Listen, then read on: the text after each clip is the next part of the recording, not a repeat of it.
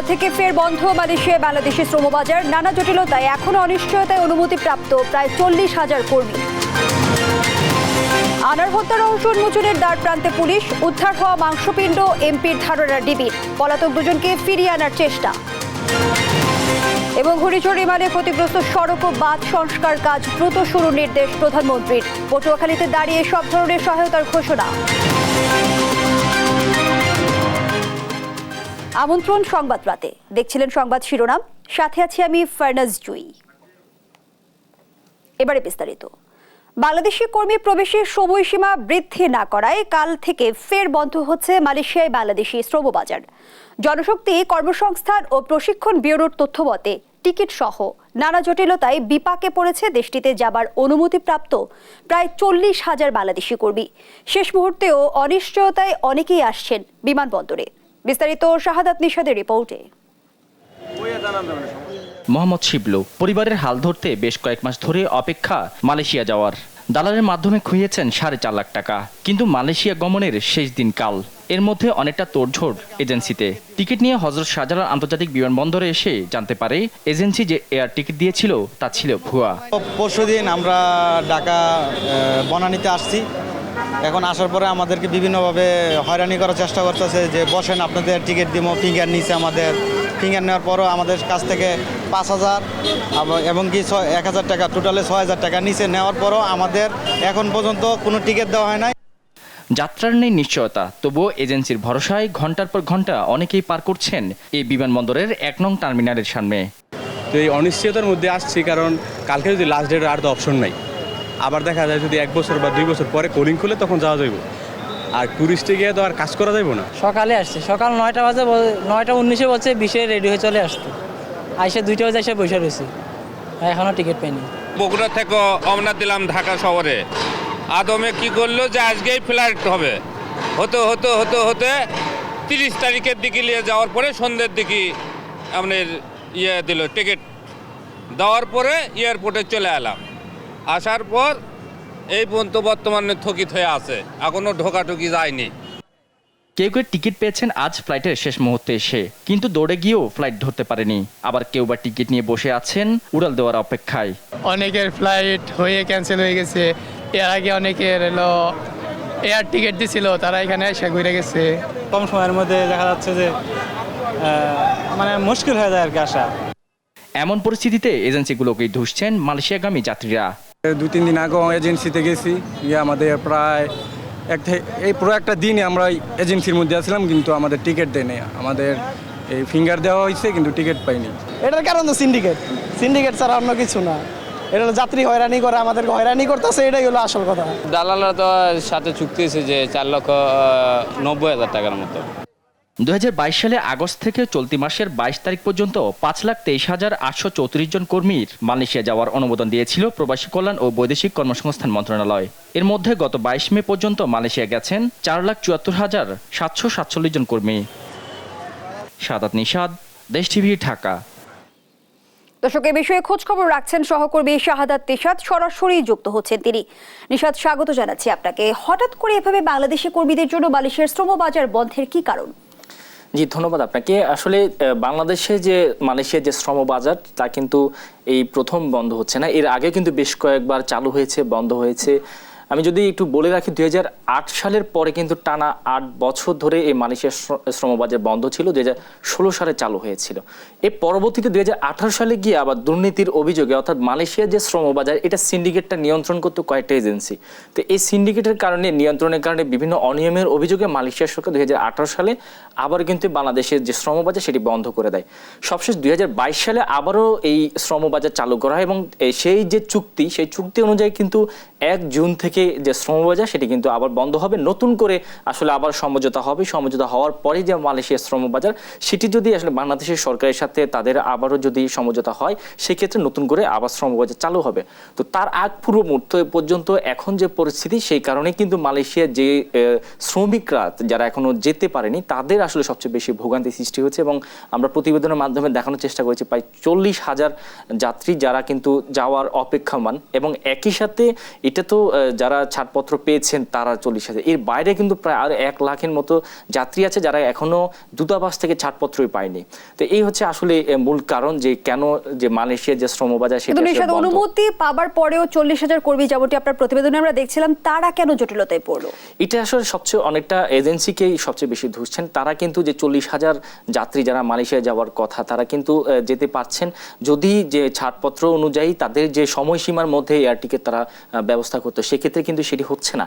এখানে একটি সিন্ডিকেটও কাজ করছে বলা চলে, যেহেতু মালয়েশিয়ার শ্রমবাজার আগামীকালকেই সব শেষ তারিখ, এরপর কি যেহেতু মালয়েশিয়ায় আর বাকি যারা আছে যাত্রী তারা যেতে পারবে না, এই ক্ষেত্রে সিন্ডিকেট যারা এয়ার টিকিট বিক্রি করছে তারা কি করেছে, 90,000 টাকা যে টিকিটটা ওয়ান ওয়েতে মানুষ যেতে পারবে সেই 90,000 টাকার টিকিট তারা বিক্রি করে ফেলছে প্রায় 1.5 লাখ টাকা, 2 লাখ টাকাও এক মানুষের কাছ থেকে নিয়েছে। তো এই যে শ্রমবাজারের এই যে মানুষের ভোগান্তিকে তারা সুযোগটা কাজে লাগিয়েছে, অর্থাৎ তারা জিম্মি করে রেখেছিল টিকিটগুলো, জিম্মি করার ফলে কিন্তু আজকে শেষ মুহূর্তে এসে যাত্রীদের এমন চাপ বেড়েছে এবং এক একজন তো জানেই না তার সে কি যেতে পারবে কি পারবে না।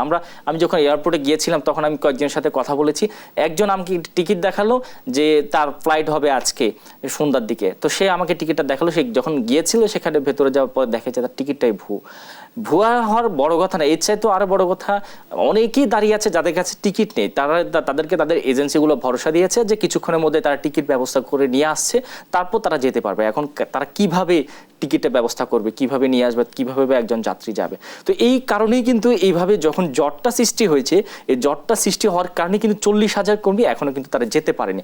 এই জিনিসটা তো আজকে না, এটা অনেক যে 2022 সালের পর থেকেই তো জানতো যে এই জুনের 1 তারিখ থেকে শ্রমবাজারে নতুন চুক্তি হবে। নতুন চুক্তি হওয়ার আগ পর্যন্ত তো আর শ্রমিক যেতে পারবে না, তো তার আগে তো এজেন্সিগুলোর দায়িত্ব ছিল যে এদের এই জটগুলোকে বন্ধ করে দেওয়া। অতিরিক্ত লোভ করতে গিয়ে অতিরিক্ত লাভের কারণে তারা আসলে এই জটগুলো সৃষ্টি করে কিন্তু নিশাদ, সিন্ডিকেটের যে কারসাজির তথ্য আপনি তুলে ধরছিলেন, সিন্ডিকেটের এই কারসাজির বিষয়ে মন্ত্রণালয় কি অবগত রয়েছে? মন্ত্রণালয় তো আসলে 2018 সালে যখন এই শ্রমবাজার নিয়ে সিন্ডিকেট, এই মন্ত্রণালয় তখন থেকেই অবগত।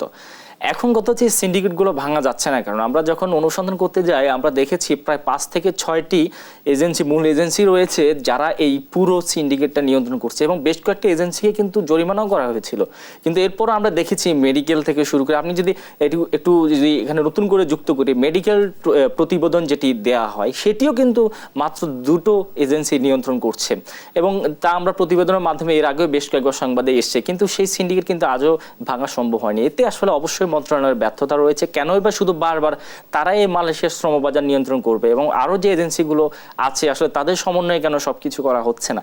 তো এগুলো কিছু প্রশ্ন থেকে যায়, এই প্রশ্নের উত্তর মন্ত্রণালয়কেই বের করতে হবে এবং তাদেরকেই সমাধান করতে হবে।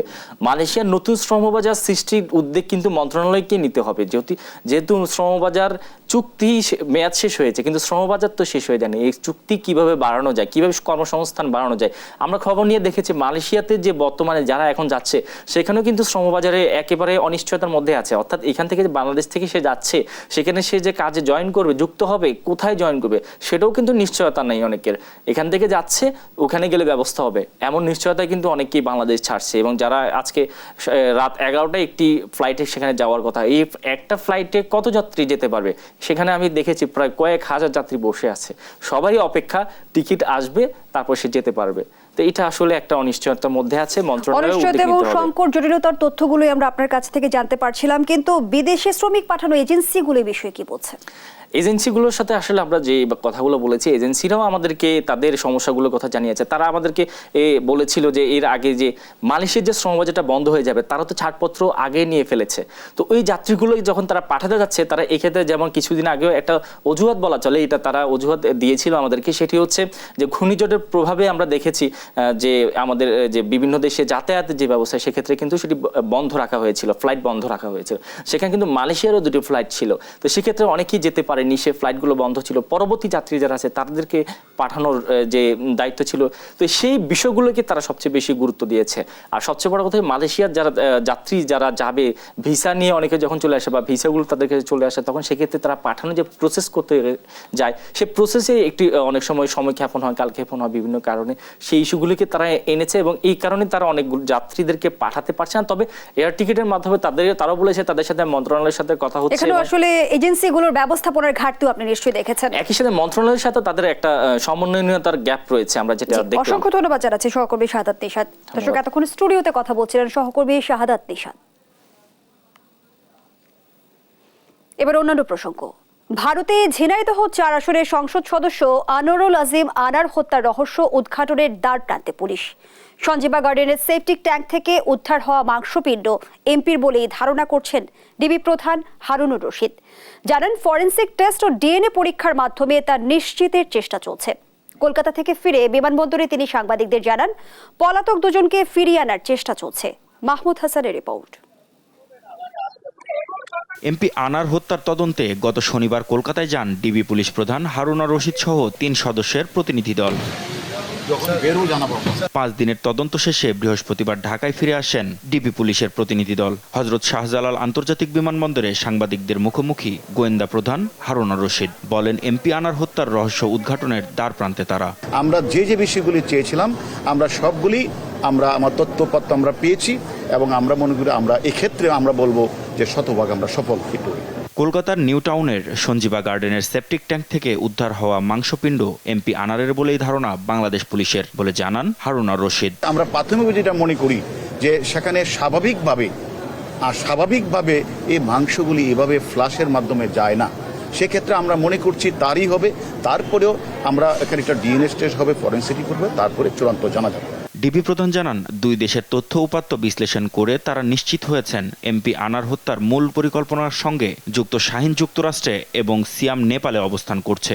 এই 2 আসামিকে দেশে ফিরিয়ে আনতে 2 দেশ একসঙ্গে কাজ করছে বলেও জানান তিনি।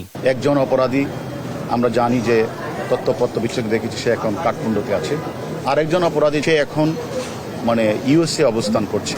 আমাদের ইন্সপেক্টর জেনারেল পুলিশ মহোদয় ইন্টারপোলকে অবহিত করেছেন, ইন্টারপোলের মাধ্যমে নেপালের এম্বাসি বা নেপাল কর্তৃপক্ষকে অবহিত করেছেন এবং আমরা বাংলাদেশের যে আমেরিকার যে দূতাবাস আছে তাদের সাথে আমরা আনঅফিশিয়ালি আমরা তাদের সাথে এই বিষয়টি নিয়ে সাহায্য সহযোগিতা চাই।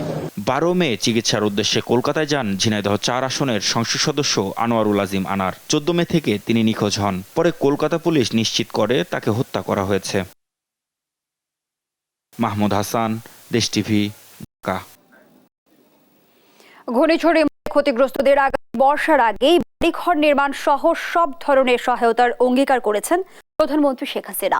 বৃহস্পতিবার দুপুরে পটুয়াখালীর কলাপাড়ায় মোজাহার উদ্দিন বিশ্বাস সরকারি ডিগ্রি কলেজ মাঠে ত্রাণ বিতরণ শেষে জনসভায় একথা বলেন তিনি। এরই মধ্যে ক্ষতিগ্রস্ত রাস্তাঘাট ও বাঁধ সংস্কার শুরু হয়েছে বলেও জানান প্রধানমন্ত্রী। বিস্তারিত শামীমা আক্তারের রিপোর্টে। গেল 26 মে রাতে বাংলাদেশের উপকূলে আঘাত হানে ঘূর্ণিঝড় রিমাল। এরপর 27 মে শেষ রাত পর্যন্ত বিভিন্ন জেলায় চলে তাণ্ডব।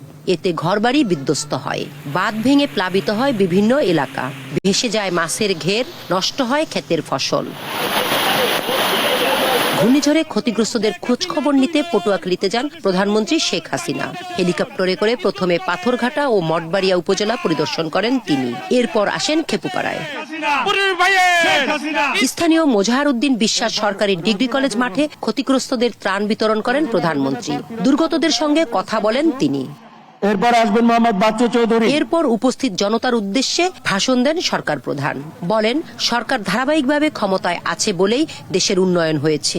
এর ফলে নানা দুর্যোগে নিরাপদ আশ্রয়ের নিশ্চয়তা সহ ক্ষয়ক্ষতি কমানো সম্ভব হয়েছে। আজকে ধারাবাহিকভাবে গণতন্ত্র আছে বলেই দুর্যোগ দুর্বিপাকে আমরা মানুষের পাশে দাঁড়াতে পারি। ধারাবাহিকভাবে গণতন্ত্র আছে বলেই মানুষের আর্থসামাজিক উন্নতি হয়। আমরা সাইক্লোন শেল্টার করেছি, সেখানে মানুষ নিরাপদ আশ্রয় পেয়েছে। দুর্যোগ সহনীয় ঘর, ভূমিহীন কৃষক যারা গৃহহীন তাদের মধ্যে বিতরণ করেছি, যে কারণে মানুষ অন্তত আশ্রয়ের জায়গা পেয়েছে। পশু পাখি আশ্রয়ের ব্যবস্থা আমরা করে দিয়েছি। বর্ষার আগেই ঘূর্ণিঝড়ে ক্ষতিগ্রস্ত বাড়িঘর মেরামত সহ বাঁধ পুনর্নির্মাণের আশ্বাস দেন প্রধানমন্ত্রী। ইতিমধ্যেই যে সমস্ত রাস্তাঘাট ভেঙে গেছে সেগুলি মেরামত করার ব্যবস্থা নেওয়া হয়েছে। পাশাপাশি বাঁধ যেগুলি ভেঙে গেছে বাঁধ নির্মাণের কাজ ইতিমধ্যে আমরা শুরু করে দিয়েছি। যেখানে যেখানে যাদের বাড়ি ঘর ভেঙেছে তারা যাতে ঘর বাড়িগুলি আবার মেরামত করতে পারেন, আবার নির্মাণ করতে পারেন, সেই ব্যবস্থাও ইনশাল্লাহ আমি করে দেব। অন্তত এইটুকু ভরসা আপনারা রাখবেন। দেশের একজন মানুষও যেন না খেয়ে কষ্ট না পায়, সেই জন্যই সব ধরনের পদক্ষেপ নেওয়া হয়েছে বলে জানান প্রধানমন্ত্রী শেখ হাসিনা। শামীমা আক্তার, দেশ টিভি, পটুয়াখালী, কলাপাড়া। দেখছেন সংবাদ রাত। দেখছেন সংবাদ রাত। ঘূর্ণিঝড় রিমালের ক্ষয়ক্ষতির খবর জানাতে এই মুহূর্তে আমাদের সাথে সরাসরি যুক্ত হচ্ছেন সহকর্মীরা। খুলনা থেকে যুক্ত আছেন সহকর্মী নুরুল ইসলাম রকি ও বরিশাল থেকে যুক্ত হচ্ছেন শফিক মুন্সি। শুরুতেই যেতে চাই খুলনাতে। রকি, কয়রার পরিস্থিতি এখন কেমন দেখছেন? বাঁধ সংস্কার শুরু হয়েছে কিনা, কি বলছে কর্তৃপক্ষ? ধন্যবাদ জুই। আপনি জানেন যে রিমেলের তাণ্ডবে খুলনার কিন্তু 4টি উপজেলায় আসলে বড় ধরনের ক্ষয়ক্ষতি হয়েছে। এগুলোর ভিতর ছিল কয়রা, পাইকগাছা, দাকব এবং ডুমুরিয়ার আংশিক অংশ। এবং জেলা প্রশাসনের পক্ষ থেকে আমাদেরকে যেটি জানানো হয়েছে যে এই রিমেল ঘূর্ণিঝড়ের কারণে খুলনা জেলা থেকে প্রায় 4,88,000 মানুষ ক্ষতিগ্রস্ত হয়েছে এবং 80,000 বাড়ি কিন্তু বিধ্বস্ত হয়েছে। এর পাশাপাশি আমরা খোঁজ নিয়েছি সুন্দরবনে প্রায় 40টার মতো মৃত হরিণ আসলে উদ্ধার করা হয়েছে, 17টি শূকর, এবং আজকেও কিন্তু সুন্দরবনে মৃত হরিণ উদ্ধার করা হয়েছে। জুই, আমি দর্শকদের মাধ্যমে আসলে জানাতে চাই যে খুলনায় রিমেলের যে তাণ্ডব, এটার বড় অংশ কিন্তু দাকব, পাইকগাছা এবং কয়রার বেড়িবাঁধ ভেঙে গ্রাম প্লাবিত হয়েছে। এর ভিতর পাইকগাছা উপজেলার যে দেলুটি ইউনিয়নটা আছে, এখানে কিন্তু প্রায় আপনার 12টি গ্রামে 17,000 মানুষ আসলে ভূমি হারিয়েছে। তারা এখন রাস্তার উপর বসবাস করছে। আপনাকে জানাতে চাই যে আগামীকাল কিন্তু পাইকগাছার দেলুটি ইউনিয়নে পানি সম্পদ সচিব আসছেন পরিদর্শনে, যে এই এলাকার মানুষের সাথে তারা কথা বলবেন আমরা যতদূর জেনেছি, এবং ওইখানকার যে বেড়িবাঁধ সংস্কারের জন্য কি করা যেতে পারে এই বিষয়ে উনি ব্যবস্থা নেবেন। আমরা আজ সারাদিন ছিলাম কয়রায় আমরা দর্শকদের সারাদিন বেড়িবাঁধের খবর জানিয়েছি। সেখানের অবস্থিতিটা যে 3টি পয়েন্ট থেকে আসলে কপোতাক্ষ নদের ভেদ করে আসলে একটি গ্রাম প্লাবিত হয়েছে। গ্রামের এই প্লাবিত হওয়ায় প্রায় 300 মানুষ কিন্তু ক্ষতিগ্রস্ত হয়েছে এবং 3টি পয়েন্টের ভিতরে একটি পয়েন্ট কিন্তু আসলে স্বেচ্ছাশ্রমের মাধ্যমে কিন্তু আসলে সংস্কার করা হয়েছে এবং 2টি যে পয়েন্ট বাকি আছে বেড়িবাঁধে, সেই 2টি আগামীকাল থেকে কাজ শুরু করা হবে বলে উপজেলা নির্বাহী কর্মকর্তা জানিয়েছে। পাশাপাশি আমরা দাকব উপজেলায় খবর নিচ্ছি। দাকব উপজেলায় বেড়িবাঁধের বিষয়ে কিন্তু এখনো তেমন কোনো উদ্যোগ নেওয়া হয়নি। স্বেচ্ছাশ্রমের মাধ্যমে কিন্তু চেষ্টা করা হচ্ছে যে এগুলা যেন সংস্কার করা হয়। তো এটা ছিল খুলনায় ঘূর্ণিঝড় রিমেলের পরবর্তী অবস্থা। এখন আমরা চলে যাব বরিশালের রিমেল পরবর্তী অবস্থা জানার জন্য। সেখানে আমাদের সহকর্মী আছে শফিক। রকি, আপনাকে ধন্যবাদ। খুলনার মতো বরিশালেও কিন্তু ঘূর্ণিঝড় রিমাল তার ক্ষতচিহ্ন রেখে গেছে। বরিশালের যে 10টি উপজেলা, তার মধ্যে নদীবিধৌত যে 3টি উপজেলা মেহেন্দিগঞ্জ, হিজলা, মুলাদি, এই 3 উপজেলায় কিন্তু পানি প্রবেশ করেছিল লোকালয়ে খুব বেশি।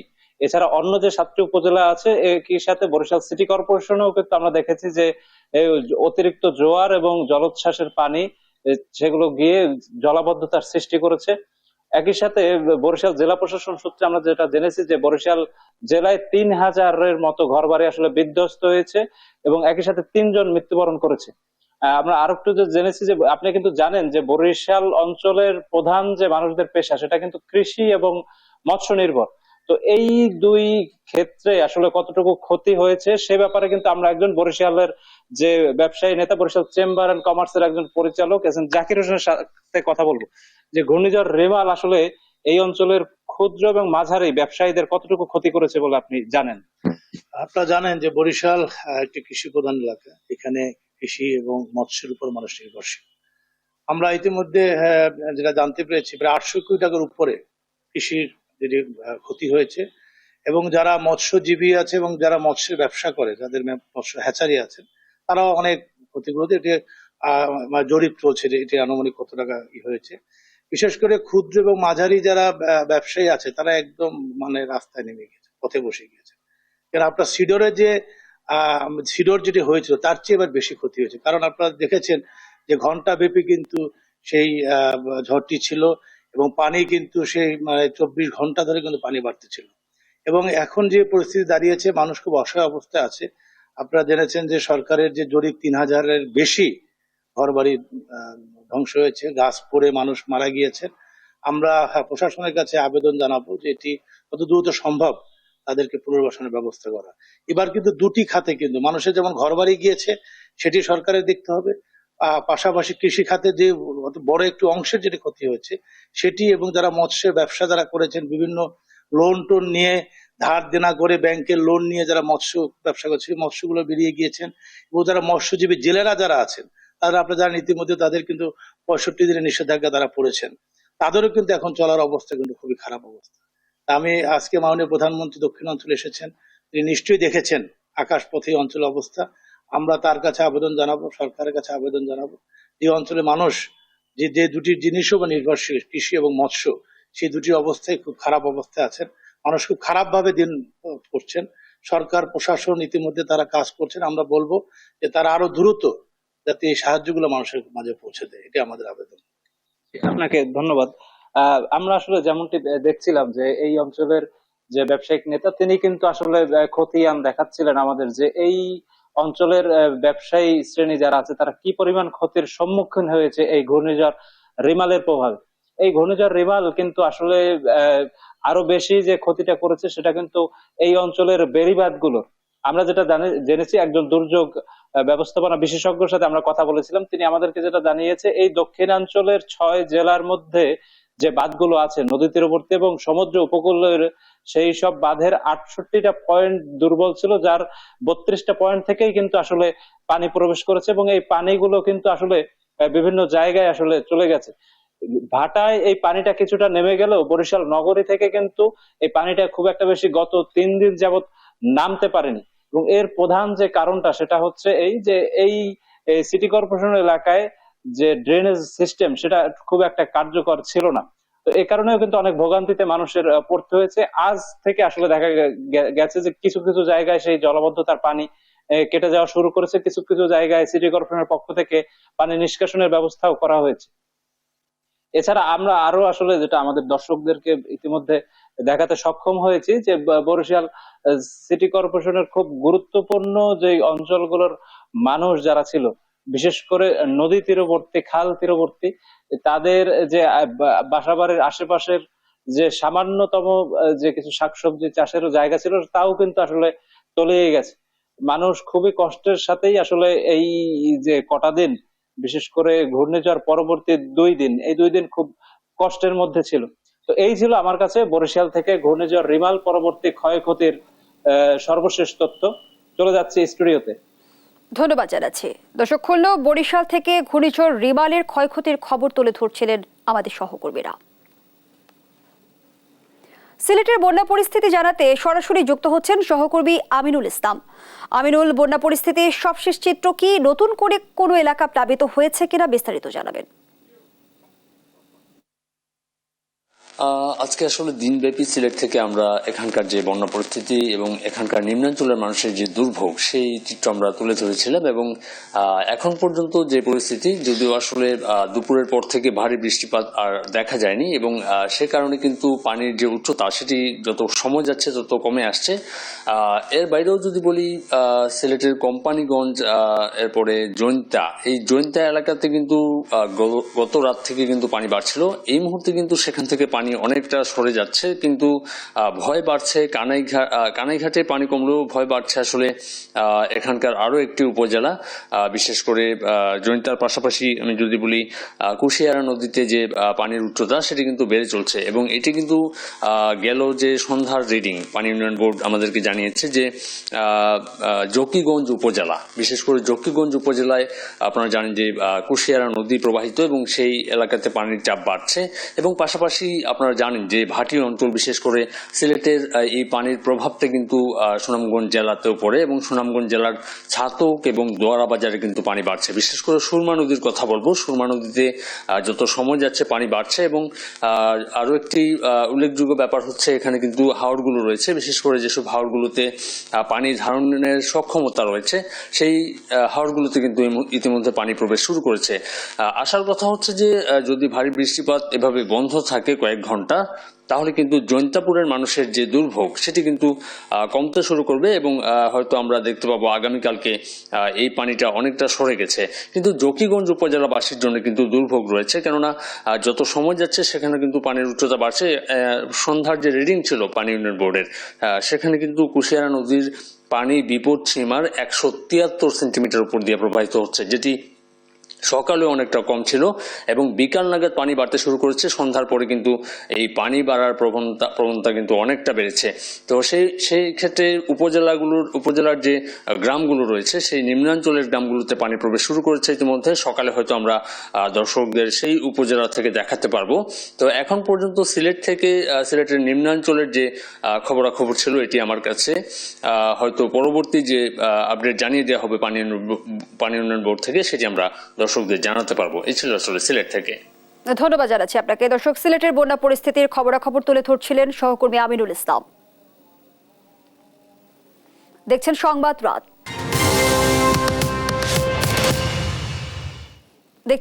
রাত। ঈদযাত্রা নির্বিঘ্ন করতে সড়ক সংস্কার কাজ ঈদের 7 দিন আগেই শেষ করার নির্দেশ দিয়েছেন সড়ক পরিবহন ও সেতুমন্ত্রী ওবায়দুল কাদের। দুপুরে বিআরটিএ কার্যালয়ে ঈদযাত্রা সুষ্ঠু করতে প্রস্তুতি সভা শেষে একথা বলেন তিনি। একই সঙ্গে ঢাকা সিটিতে ঈদের সময় রাস্তা খোঁড়াখুড়ি বন্ধ রাখতে সিটি কর্পোরেশনকে আহ্বান জানান মন্ত্রী। তৌফিক মাহমুদ মুন্নার রিপোর্ট, জানাচ্ছেন নাফিয়া ফারজানা।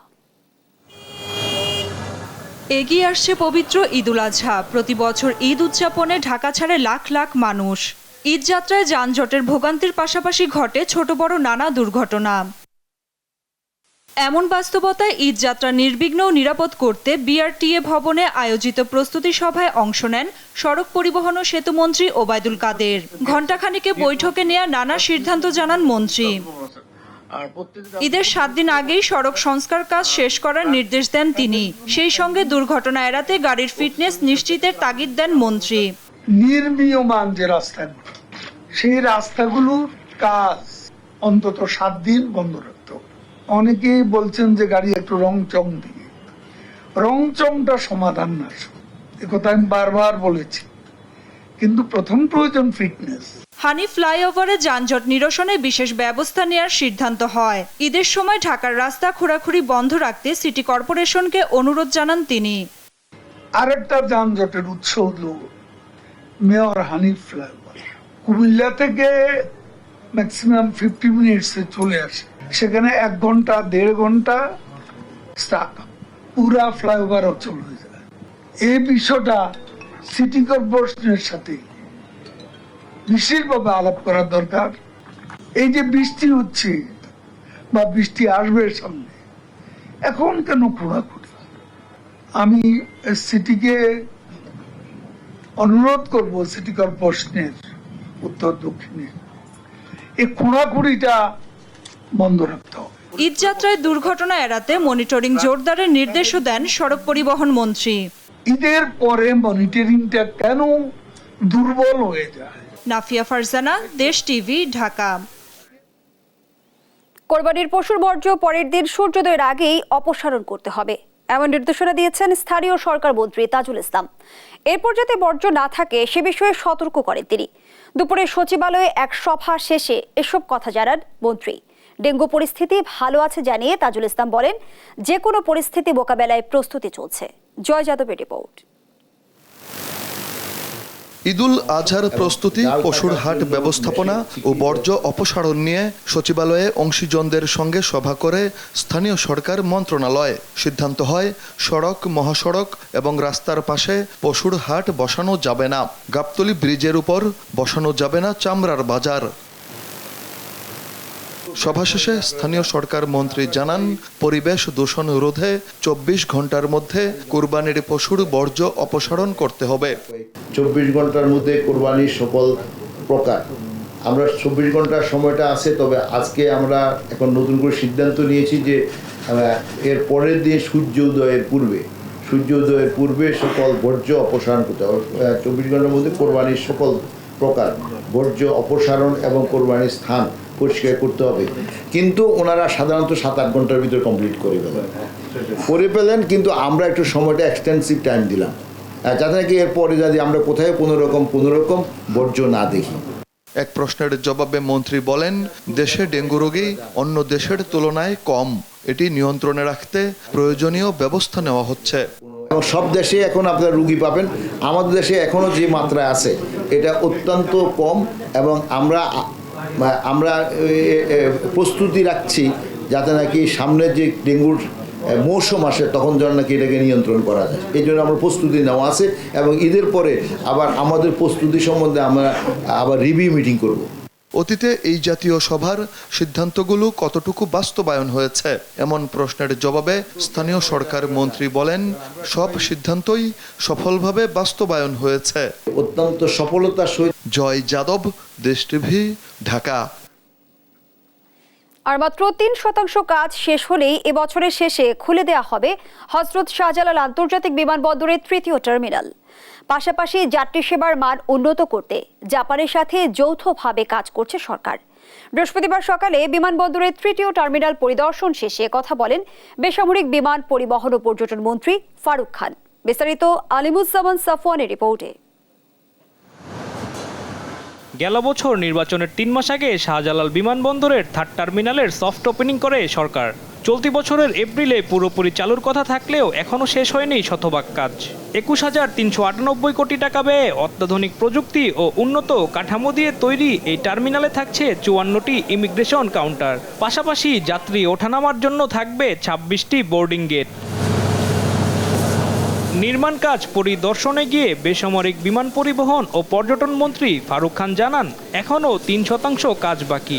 আসছে অক্টোবরেই পুরোপুরি কাজ শেষ হওয়ার বিষয়ে আশাবাদী মন্ত্রী। আমি মনে করি যে আমরা সময় মতো যেভাবে বলা হয়েছে যে এই বছরের শেষের দিকে আমরা শুরু করতে পারবো। এখন পর্যন্ত আমি যা দেখেছি আমি স্যাটিসফাইড যে কাজ চলছে। তবে আমি এটাও বলবো যে এখনও অ্যাবাউট 3% যে কাজ বাকি আছে। বিমানবন্দরে লাগেজ ব্যবস্থাপনা নিয়ে অভিযোগের শেষ নেই। মন্ত্রী বলছেন, এই সমস্যা নিরসনে জাপানের একটি কোম্পানির সাথে যৌথ চুক্তির আলোচনাও চলছে। লাগেজ হ্যান্ডলিং পৃথিবীর যে কোনো এয়ারপোর্টে একটা বড় চ্যালেঞ্জ। যাত্রীরা মনে করে যে প্লেন থেকে নেমে আমি যেতে যেতে আমার লাগেজটা আমার হাতে, এটা কোনো দেশে হয় না। ইতিমধ্যে আমরা সিদ্ধান্ত নিয়েছি এই এয়ারপোর্টে জাপানের কোনো একটা লাগেজ হ্যান্ডলারের সঙ্গে আমাদের জয়েন্ট ভেঞ্চার হবে। বোয়িং অথবা এয়ারবাস বিমানের ফ্লিটে কোন এয়ারক্রাফট যুক্ত হবে তা নিয়ে বিশেষায়িত টিম গঠন করা হয়েছে বলেও জানান মন্ত্রী। বাংলাদেশের বিমানের ফ্লিট বাড়াবার জন্য পরিকল্পনা আমাদের আছে এবং এই লক্ষ্যে আপনারা জানেন ইতিমধ্যে এয়ারবাস এবং বোয়িং কোম্পানি থেকে আমাদেরকে অফার দেওয়া হয়েছে। আপনারা এটাও জানেন যে ইতিমধ্যে আমরা বিমানের বোর্ডের থেকে একটা শক্তিশালী এবং খুবই এফিশিয়েন্ট একটা টিম গঠন করে দিয়েছি অ্যান্ড তারা ইভ্যালুয়েশন করছে। আমরা আশা করি খুব দ্রুততার সঙ্গে তারা ইভ্যালুয়েশন শেষ করবে এবং আমরা সিদ্ধান্ত নিব যে কোন এয়ারক্রাফট আমরা নেব। বেসামরিক বিমান পরিবহন ও পর্যটন মন্ত্রী জানান, ঢাকা নিউ ইয়র্ক রুটে ফ্লাইট চালু করতে চায় বিমান। তবে এ বিষয়ে মার্কিন সিভিল অ্যাভিয়েশন কর্তৃপক্ষ কালক্ষেপণ করছে বলেও অভিযোগ মন্ত্রীর। আমরা যখন গতবার বিমান কিনেছিলাম মানে বোয়িংকে নিয়েছিলাম তখন আমাদের উদ্দেশ্যই ছিল একটা বড় প্রধান উদ্দেশ্য এবং আলোচনায় প্রথম কথাটা আমরা যেটা বলেছিলাম যে নিউ ইয়র্কে আমাদের যে স্লট এটা দিতে হবে, কারণ আমরা তোমাদের দেশের প্লেন কিনছি। বিমানের টিকিটের দাম কমাতে পার্কিং চার্জ নতুন করে নির্ধারণ করা হবে বলেও জানান বিমান পরিবহন ও পর্যটন মন্ত্রী। মাত্র 3% কাজ শেষ হলেই এবছরের শেষের দিকে খুলে দেওয়া হতে পারে হযরত শাহজালাল বিমানবন্দরের 3য় টার্মিনাল। পাশাপাশি যাত্রীদের সর্বোচ্চ সেবা দিতে এবং বিদেশি এয়ারলাইন্সগুলোকেও সুযোগ করে দেওয়ার জন্য প্রস্তুত রয়েছে সরকার।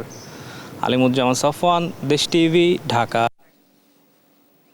সমাধান হলো না এলিভেটেড এক্সপ্রেসওয়ের অর্থ ছাড় ইস্যু।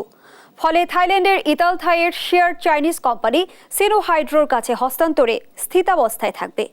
সমাধান হবে সিঙ্গাপুরে আরবিট্রেশন আদালতের বৈঠকে। কোনো মীমাংসা না হলে 3 মাস পর জানাতে হবে আপিল বিভাগকে। সাবরিনা মজুমদারের রিপোর্টে বিস্তারিত।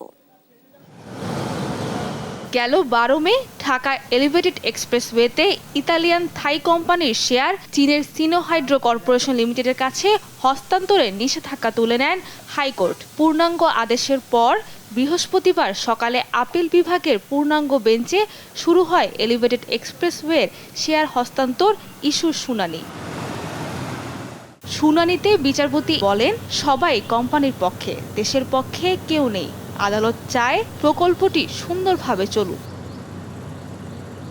পরে সিঙ্গাপুরে আন্তর্জাতিক বিরোধ নিষ্পত্তি আদালতের প্রথম বৈঠক পর্যন্ত শেয়ার হস্তান্তর স্থিতাবস্থা থাকবে বলে আদেশ দেন আদালত। ডিক্টেশন প্রসিডিংস যেটা সিঙ্গাপুরে স্টার্ট হয়েছে সেই আরবিট্রেশন প্রসিডিংসের ফার্স্ট সিটিং হওয়া পর্যন্ত শেয়ার ট্রান্সফার কার্যক্রমের স্থিতি অবস্থা বজায় থাকবে। এর মাধ্যমে আরবিট্রেশন প্রসিডিংস সিঙ্গাপুরে আইনগত প্রক্রিয়া অনুসরণের মাধ্যমে চলমান থাকবে এবং কজ অফ অ্যাকশন শেয়ার ট্রান্সফারের মাধ্যমে যেটা অন্যায়ভাবে প্রক্রিয়া করার ট্রান্সফার করে ফেলার যে সুযোগ তারা নিতে ছিল সেটা বন্ধ হলো। এই আদেশের ফলে বন্ধ থাকবে 2 বিদেশি ব্যাংকের অর্থ ছাড়, ফলে বন্ধ থাকছে কাজের। এই মুহূর্তে ফাইন্যান্স করা বন্ধ রেখেছে জানুয়ারি এন্ড থেকে। তাহলে যতক্ষণ পর্যন্ত শেয়ার হস্তান্তর প্রক্রিয়া সম্পূর্ণ না হবে, ফাইন্যান্সার ক্লিয়ারলি বলে দিয়েছে ওরা আর কোনো ফার্দার ফাইন্যান্স করবে না। যেহেতু ফার্দার ফাইন্যান্স করবে না, তার প্রেক্ষিতে আর কাজ অতি সহসায় শুরু হওয়ার কোনো সম্ভাবনা নাই। কথা ছিল চলতি বছরই শেষ হবে ঢাকা এক্সপ্রেসওয়ের কাজ।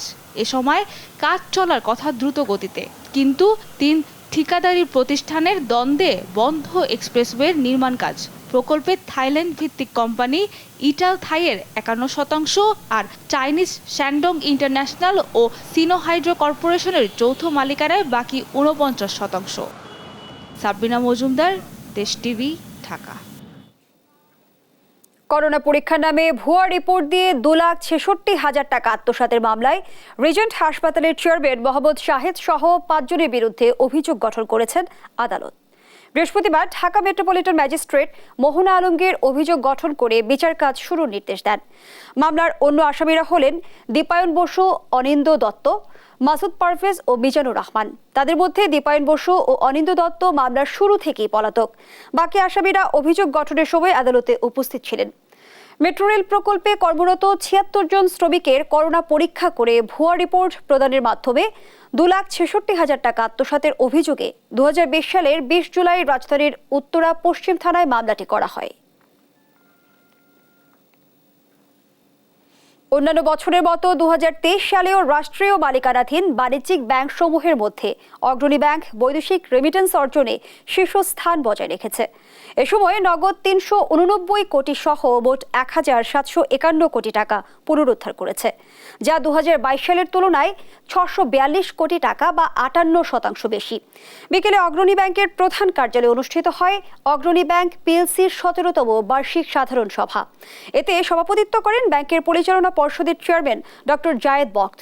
এ সময় ব্যাংকের সাফল্যগাথা, ব্যবসায়িক কার্যক্রম ও আর্থিক সূচকের অবস্থা তুলে ধরা হয়।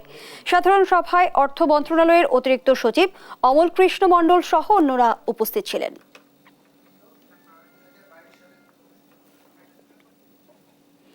পরিবেশ বান্ধব ও টেকসই স্থাপনাকে উৎসাহিত করতে 11তম Berger award for excellence in আর্কিটেকচারে প্রজেক্ট আহ্বান করেছে আয়োজকরা।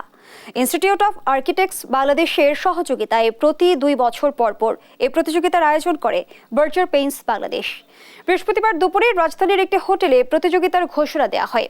এতে বার্জার পেইন্টসের managing director Rupali Chowdhury, institute of আর্কিটেক্টসের ভাইস প্রেসিডেন্ট স্থপতি মোহাম্মদ আলী নকি সহ অন্যরা উপস্থিত ছিলেন। এবার সেরা 7টি স্থাপত্য প্রজেক্টকে 2 লাখ টাকা পুরস্কারের ঘোষণা করেন আয়োজকরা। সেই অর্থে আমরা একটা জয়েন্ট ভেঞ্চার করেছি উইথ ফার্স্ট রক